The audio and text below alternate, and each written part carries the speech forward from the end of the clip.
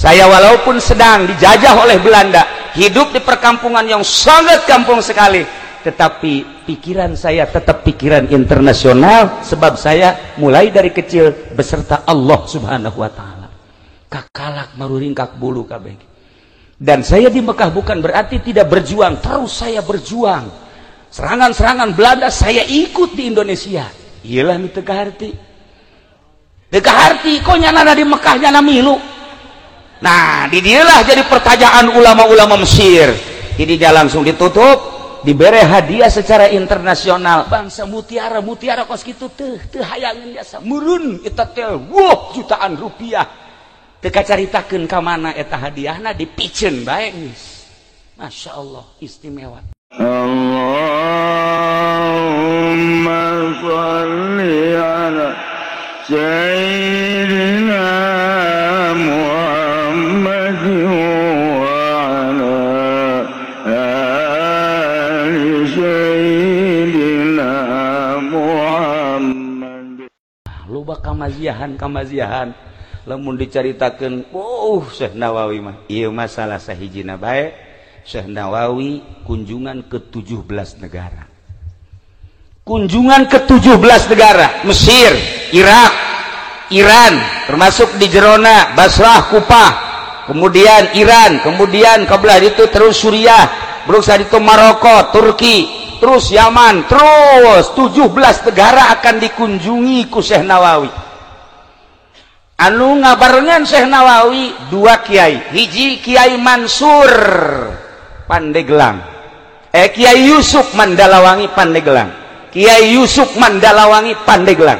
Nyanalah nu ngabarengan salah sahijina ka Syekh Nawawi. Nomor kedua Kiai Sukari, Kiai Haji Sukari. Kiai Haji Sukari eta adalah Pasir Kelapa Pandeglang, kakak daripada Kiai Samsudin. Kiai Samsudin Pandeglang Cibiuk Petir. Ieu nu ngabarengannya. Kuari ge hebat dasa tadi Malawangi aya dina HP cenah cekna. Cek para santri-santri anu geus baroga HP-na. Kunaon? Jawara ngajongklok. Batur Haji Agus. Aya Jawara ngajongklok ngaranna Ateng. Tuh kan bener kan? Dasar baturna Kiai Jamal mah teh nyaho nya. Keur ngibing. Anu luar biasa di Surakan. Begitu ngibing menang meureun sekitar 10 menit kurang langsung puyeng ngadeprak aya di dinya. Mandalawangi. Tah, ateng saha? Tuh, babaturan meureun geus.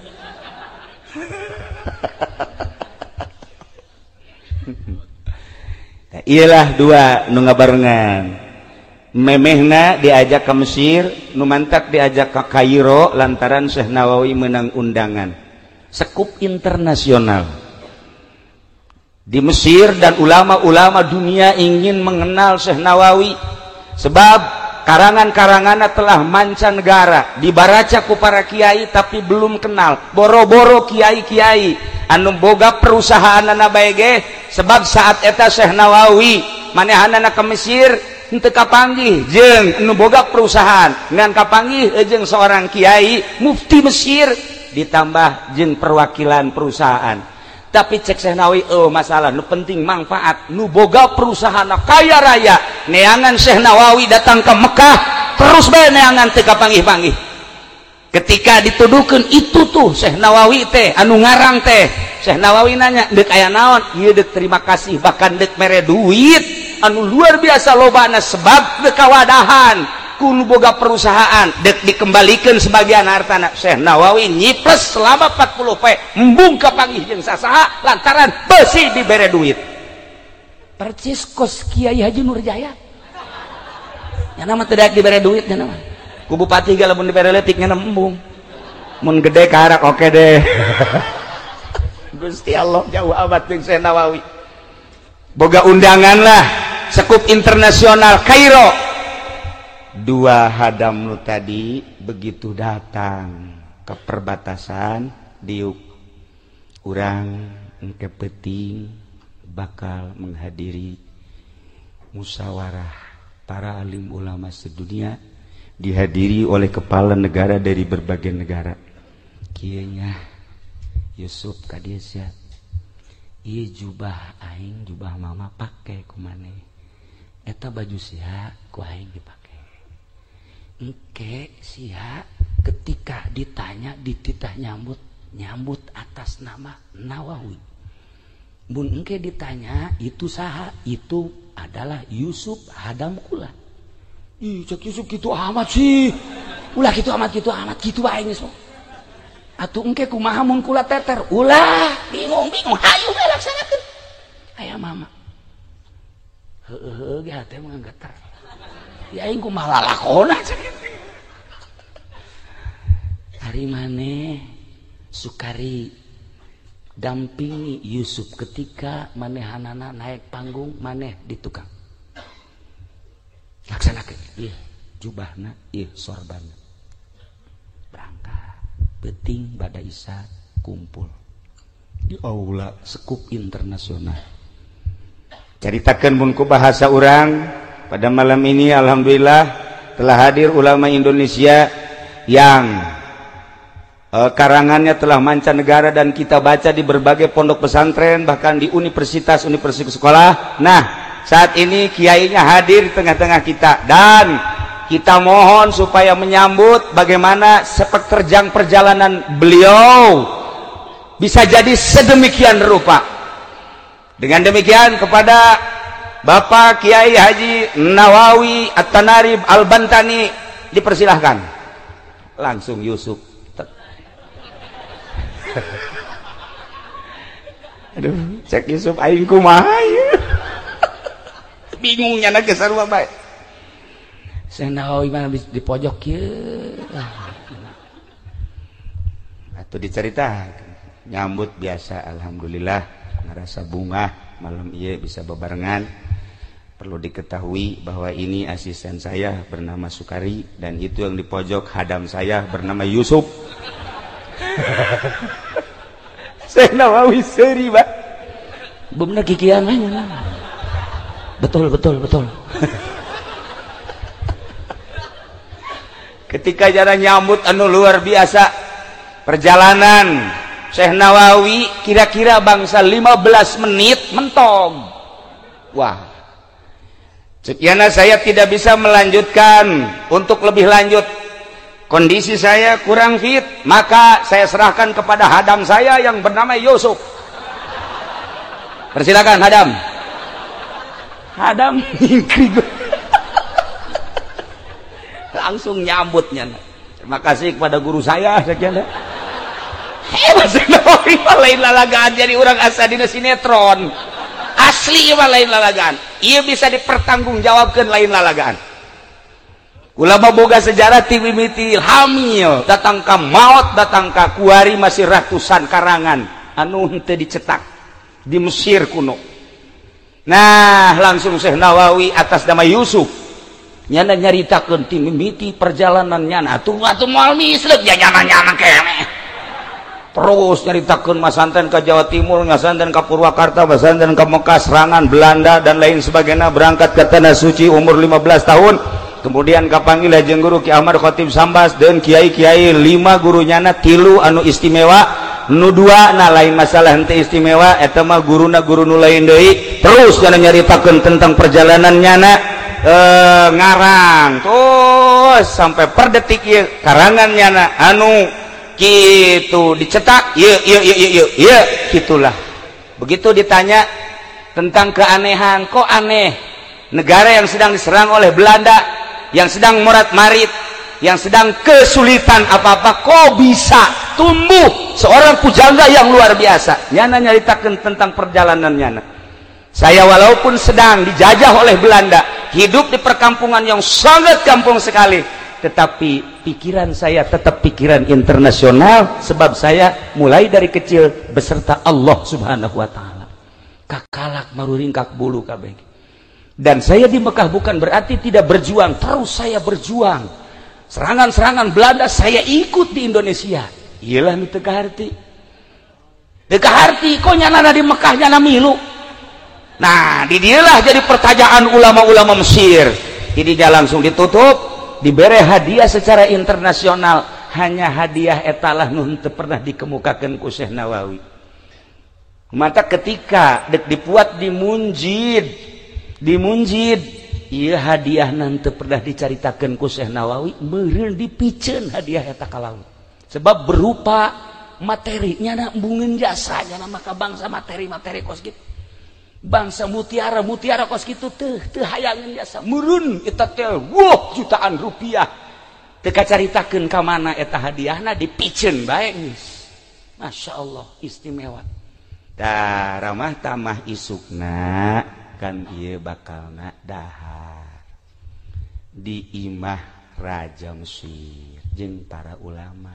Sedengkeun kan atas nama kiaina Yusuf, hadam kan Nawawi. Cak Yusuf teh cak Kiai Yusuf, ai Yusuf ke urang pan ieu ramah tamah jeung para ulama. Ngaran moal diganti ngaran. Ulah tetep maneh Nawawi bae Yusuf. Kula tetep Yusuf. Atuh engke kumaha lamun geus ulah kumaha ayo bae geus. Ayo bae. Datanglah Yusuf peuting ramah tamah anu luar biasa di Mesir. Disambut nu diciuman leungeunna nyana. Syekh Nawawi mana kieu bae teu hadamna. Cak Yusuf ya aing nya kurang jadi kos kieu. Dipeluk diciuman Nawawi ieu Nawawi haju didiukeun ge di kasur saat eta Nawawi nama dilawang di ditu. Nyana ngiceupan Yusuf. Teu kiai ku tawadu teh. Mun Ki Nurjaya awas ya hilik. Hilik ieu mik nu aing ya. Aduh, Ki Jamal deket ge awas nyingkir. Geus ieu mah forum nu aing. Tapi Masya Allah Syekh Nawawi cerita katawaduan anu luar biasa. Nah didinya lah dahar. Begitu dahar poho Syekh Nawawi. Iya kopeahna kunyana teu digilekeun kieu tah kieu dikitukeun saeutik. Imah oyak. Kabeh kaget. Dia bisa jadi oyak-oyagan kieu. Syekh Nawawi tenang bae di kieu, mangkaning dilawangnya nu ayana. Poho deui bae digoyangkeun deui ka dieu. Oyak deui bae. Je.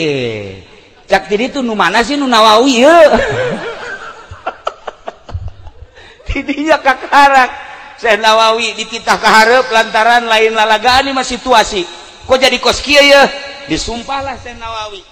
Asli ngaranna saha nu sabenerna? Kakarak kulantaran disumpah nyana kakarak bubuka ana Nawawi cek kana. Ieu hadam anak. Tutungtu nama Yusuf maneh ka ditu nyingkir. Ieu Nawawi kena di dieu yeuh. Tuh nasib aing kos kieu cek ka kieu Yusuf. Emang atuh hadam mah kudu kieu bae. Nalika kanyahoan mah tuh geus uhna naonan. Jubah yeuh pake mama yeuh. Tidinya lah kakaraknya nyaritakeun ramah tamah bari dahar.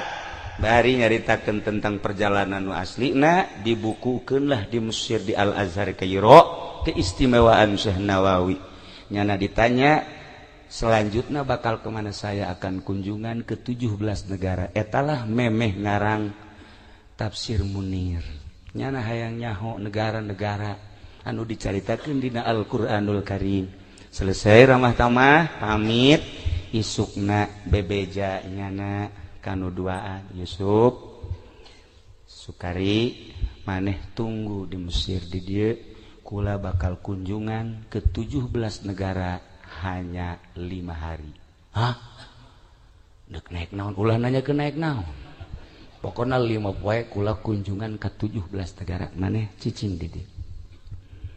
Lain gitu. Atuh sakalian we ajak. Aya di Mekah ka dieu diajak, aya di dieu ditinggalkeun sakieu. Gitu amat sih. Batal maneh lantaran maneh teu bisa nyumputkeun rahasia. Ketika teu bisa nyumputkeun rahasia maka jadi batal. Awal rencanana deuk diajak tetep kulantaran teu bisa nutupan rahasia maneh ditinggalkeun heula di Mesir selama 5 poe. Berangkatlah Syekh Nawawi dalam 5 hari ke 17 negara. Lalakonna kumaha? Nyana tawasul ka Buyut Mansur. begitu tawasul ka Buyut Mansur ngawujudlah mau geus Syekh Nawawi berangkat ti Mesir ka Baghdad ka Irak ka Kufah ka Basrah ka Iran Turki Yaman Maroko terus Afghanistan dan 17 negara bari kapanggih jeung kiai-kiai kelas internasional berikutna kapanggih jeung kepala-kepala negara raja saat eta hanya 5 hari tapi mun dilalakonkeun seperti nu satahun. Datanglah 5 poe deui kadinya ka Yusuf Kiai Haji Yusuf jeung Kiai Haji Sukari bari mawa data pertemuan teu ngabejakeun nyana naek maung.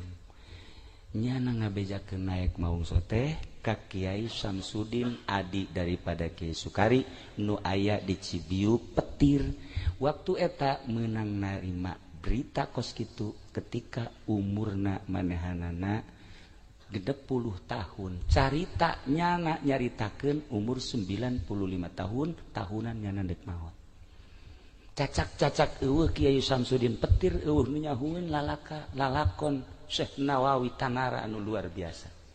Kitulah Syekh Nawawi nu mantak nyana nyaritakeun sir mumkinan. Jadilah seseorang nu mungkin. Teu arti kurang mata bahasa. Sapira mungkin naon sih mungkin? Mun dibahas mungkin dina ilmu thariqah tingkatanana geus tingkatan kudrat. Urang mun nyaritakeun dina ilmu thariqah aya tingkatan kudrat, aya tingkatan hikmah. Ketika urang nyaritakeun asbab jeung elat, urang moal jauh ti nyaritakeun tentang alam hikmah, tetapi ketika urang geus datang ka alam hakikat, urang pasti nyaritakeun alam kudrat. Ketika geus jadi di alam kudrat, jadilah seseorang anu mungkin nu sok dicaritakeun ku Tuan Syekh Abdul Qadir Al-Jailani qaddasallahu sirrahul aziz. Kuari urang menyaritakeun tentang kudrat moal kaharti, pasti urang nyaritakeun tentang alam hikmah. Contoh, kunaon sih si eta bisa ngaji? Kok hebat amat? Pasti orang nyaritakeun perjalanan ngaranna alam hikmah cek dina ilmu thariqah. Oh, atuh nu mentak bisa ngaji pan masantrena dianu bari puasa bae pan lain cara ente masantrena. Sok aju kitu tuh sia. Dongeng-dongeng bae ulah sok aju ka aing. Alam hikmah ngaran. Urang menyaritakeun ai si itu kunaon sih jadi kaya raya? Atuh pandagang bisnis nya mah ta eta teh ngaranna alam hikmah. Ai si itu kok bisa sugih kitu? Sia teh nyawa emang. Eta teh nyana dagang, di samping dagang sok maling mentak sugih. Alam hikmah. Eta kan carita alam hikmah mah kos kitu kaharti ku kabehan. Ketika dicaritakeun alam kudrat nyana moal karti ya. Ais itu kunaon sih kiai kok jadi hebat gitu ngajina bisa aju manfaat aing mah teu karti. Atuh Allah mah maha kawasa kajeun ku kumaha ge kawasa Allah mah. Sikut sia ku aing. Aing nyaho kawasa mah goblok. Ya eta segala kawasa segala aing mah nyaritakeun perjalanan kumaha. Teu bisa dibawa alam kudrat lantaran encan wayahna.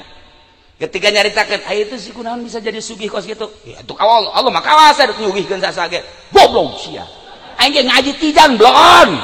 Nyawa aing ka kawasaan Allah atuh ieu perjalanan teu nyambung jelema nu aya di alam hikmah kuduna dijawab ku hikmah bae. Tapi ketika aya di alam kudrat, jelema ibadah ka Gusti Allah melalui perjalanan khusus, zikir ka Gusti Allah lillahi taala sesuai jeung aturan tafakur jeung muraqabahna, leng diberelah nyana asup ka alam hakikat.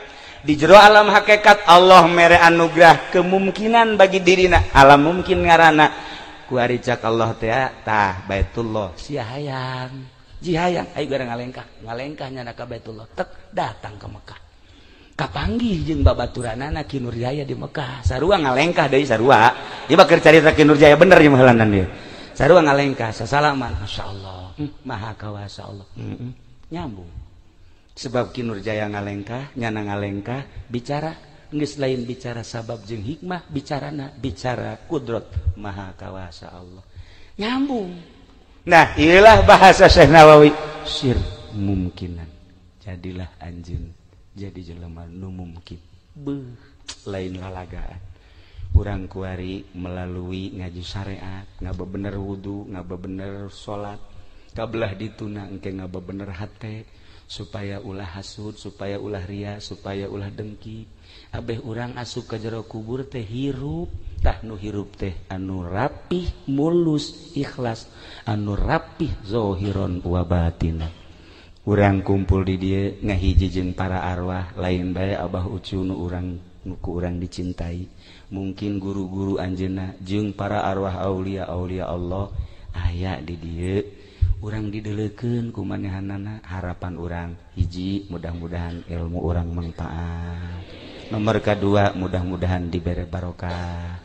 Nomor katilu mudah-mudahan urang dihijikeun jaga di yaumul kiamah jeung guru-guru urang khususna umumna jeung para aulia Allah, khususna pisan jeung Kangjeng Nabi urang Kangjeng Nabi Muhammad sallallahu alaihi wasallam. Saha anu dititipan nu dibere diijazahan doa urang Banten aya catetanana, termasuk Kiai Sukari, Kiai Haji Yusuf, Kiai Haji Samsudin, Ki Ibu Hajah Murtapiah baheula Kali Pasir tah, dulur Kiai Haji Basuni baheula nu dibere ijazah doa ku Syekh Nawawi, termasuk Kiai Kabir eta Syekh baheula Abah kula berangkat ke Tanah Suci tahun 52 ngasehna ka Kiai Ahmad Kabir, na eta teh ijazah Bukhari sanadna jeung adalah ilul khairat di Kiai Ahmad Kabir. Saat eta masih keneh ningali ngan geus rada remeng-remeng, berangkat tuh kadua kali buta geus teu ningali, tapi ketika henteu ningali ngadengen nu maca Quran, ngadengen nu maca kitab nu wiridan mun salah nyahoan jasa. Setelah dibere wiridan ku Syekh Nawawi Tanara, nah iyalah wiridan-wiridana aya catatanana, wiridan ieu geus dibukukeun nu jatuh ka, termasuk nu diturus Kiai Idrus eta ge termasuk nu kaijazahan ti salah sahiji kiai nyana kaijazahan tapi nyana mah tangan kedua ti Syekh Nawawi. Kiai Idrus babaturan anakna, babaturan kula Kiai Haji Tatang almarhum waktu di Garut di Keresek numantak kula bareng ngaji falak jeung manehanana ku kula diajak ka Cipanas, yuk Tatang urang ngaji falak, hayu. Pinter jasa otakna luar biasa, kula ge eleh ngan kula antaran teu diamalkeun, begitu kula nelepon ya hasil ru'yatan lah cenah milu bae ka pemerintah, lain masalah milu ieu hasilna sabar teu ngitung cak nyana. Oh mah mantek ngitung kumaha poho deui tan nu pinter teh sok kitu. Nu pinter teh sok kitu tah, padahal jago jasa eta teh hitungan-hitungan falakna. Nah gitulah para jamaah kaum muslimin wal muslimat rahimakum, sabenerna kula geus amanat ka Kiai Haji Mumus waktu kamari nyalaten di ditu di ibuna kitu Ki Fudoli, kula insyaallah hadir ngan anu nyarita manu sejen bae. Atuh kitu keneh ka Ki Nurjaya lain sakali nu sejen bae kula mah hadir bae insyaallah, milu wirid milu ngadengikeun. Jadi ditu nama oke cak Ki Nurjaya berarti pembohong ieu jelema. Nah di ditu na oke hai ka dieu teu oke. Nyada teu ngarian oke cak cenah bahasa naon ba oke. Gitulah para jamaah kaum muslimin wal muslimat rahimakumullah, masih keneh loba maziah Syekh Nawawi. Wah luar biasa. Di antarana di negara-negara nu 17 tadi eta teh ngabogaan obrolan-obrolan anu khusus kahiji. Nomor kedua di antara karomah-karomah Syekh Nawawi nitipkeun wiridan ka hiji-hijina kiai ieu bisa dipertanggungjawabkeun. Di antarana doa Syekh Nawawi anu masih keneh kuari mun diamalkeun ku urang masih karasa keneh asal ditawasulan bae. Ngan kula moal waka nyaritakeun wiridanana nu penting urang ngararaji babarengan ja anu magahan jeung nu dipagahan sarua bae, sabenerna mah kitu-kitu keneh nya. Tah sakitu bae kula ge ieu ngan sakadar ngabranikeun diri teh ngahormat ka Abah Ucu bae sok lalagaan jeung kula geus teu kudu dicaritakeun lalagaanana ngan mengenang guru kula anu kabelah dituna mah osok ngobrol jeung putra Abuya Aceng aja Aceng Buya Cidahu nu ayeuna di mana karah alamat data di Kadulawang, sok di dieu ngobrol tah peuting, sok malam Rebo datang ka dieu kurang ngobrol tiluan aja Aceng kula jeung almarhum mengenang etalah alhamdulillah naon kitu ngaranna sampai saat ieu urang kabehan masih keneh dibere sararehat, mudah-mudahan sehat urang dipake terus ibadah ka Gusti Allah Subhanahu wa taala. Sakitu bae pihatur ti simkuring hapunten tina samudaya kalepatan sareng kakiranganana. Wallahul muwaffiq ila aqwamit thoriq. Wassalamualaikum warahmatullahi wabarakatuh. Allahumma shalli wa sallim ala sayyidina Muhammadin fil awwalin wal akhirin wa barik wa sallim wa radiyallahu ta'ala an sadatina ashabi sayyidina Rasulillah ajma'in. Amin ya Allah ya rabbal alamin. Allahumma ya hadiyal mudillin wa ya rahimal mudnibin wa ya mukila atharatil asirin wa ya mujiba su'alil abidin. Irham ya Allah, irham ya Allah, irham ya Allah abdaka min dzalqatil azim wal muslimina kullahum ajma'in. Allahumma ij'alna ma'al akhyaril marzuqin. Allahumma ij'alna ma'al akhyaril marzuqin. Allahumma ij'alna ma'al akhyaril marzuqin alladzina an'amta 'alaihim minan nabiyyin wasiddiqin wasyuhada'i wassalihin wa hasuna ulaika rafiqa dzalikal fadlu minallahi wa kafa billahi 'alima. Allahumma ihdinas siratal mustaqim. Allahumma ihdinas siratal mustaqim. Allahumma ihdinas siratal mustaqim. Siratal ladzina an'amta 'alaihim minan nabiyyin wasiddiqin wasyuhada'i wassalihin. Allahumma anfa'na bima 'allamtana wa 'allimna ma yanfa'una wa zidna ilman wa yaqinan wa zidna ilman wa yaqinan wa zidna ilman wa yaqinan walhamdulillahi ala kulli hal wa na'udzu billahi min kulli hali ahli an-nar. Rabbana taqabbal minna innaka antas samiul alim wa tub 'alaina innaka antat tawwabur rahim. Wa shalli wa sallim ala jami'il anbiya'i wal mursalin walhamdulillahi rabbil alamin. Taqabbal.